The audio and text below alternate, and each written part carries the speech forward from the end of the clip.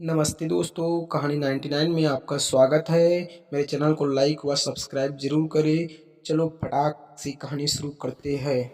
पुराने समय की बात है। एक महात्मा थे, सिद्ध और विवेकशील। मार्ग में एक बार उन्हें पड़ा हुआ एक पैसा मिला। महात्मा ने उसे झुककर उठा लिया, परंतु वे सोचने लगे, भिक्षा में मुझे भोजन तो मिल जाता है, फिर क्यों मैं यह पैसा उठा लिया। बहुत सोचने के बाद महात्मा ने निश्चय किया कि इस पैसे को मैं दान कर दूंगा। सबसे गरीब आदमी का ढूंढता हुआ समय गुजरता गया। वे गरीब आदमी की तलाश में गांव-गांव, नगर-नगर घूमते रहे, परंतु दान लेने लायक कोई सुपात्र उन्हें नहीं मिला। महात्मा जी घूमते-घूमते उस राज्य की राजधानी में एक दिन पहुंचे। राजमार्ग पर श्रद्धालुओं का स्वागत अभिवादन स्वीकार करते आगे बढ़ते रहे। फिर उन्होंने देखा कि राजमार्ग के साथ अस्त्र शस्त्रों से सजी विशाल सेना चली आ रही है। राजा भी महात्मा को जानता था, पहचानता था।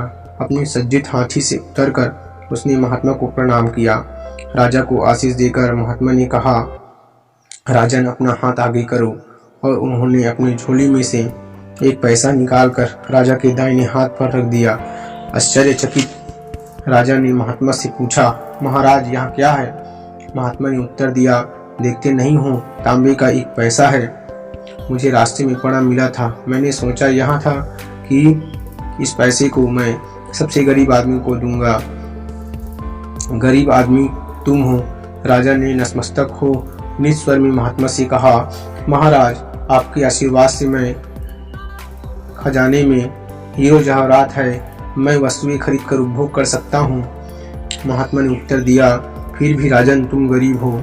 यदि तुम्हारे खजाने में हीरे जवाहरात का अंबार लगा है तो राजन अस्त्रों शस्त्रों से सजी सेना लेकर कहाँ जा रहे हो? किस लिए आक्रमण करने? युद्ध में कितनों की जान जाएगी, लोग अपाहिज होंगे, मरेंगे भी, बच्चे होंगे अनाथ, सुहागनी होगी विधवा। यहाँ सब किस लिए? मात्र राज्य विस्तार के लिए ना, और धन के लिए। तब तुमसे मेरी नज़र में गरीब और कौन हो सकता है? राजा की नजरें झुक गई। उसने सिक्कों को मुट्ठी में जोरों से खींच लिया।